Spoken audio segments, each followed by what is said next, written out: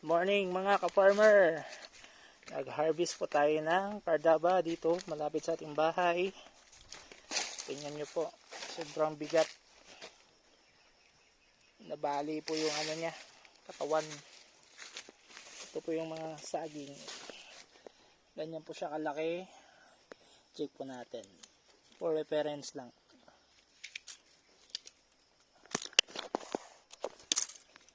Ayan po, makikita nyo po.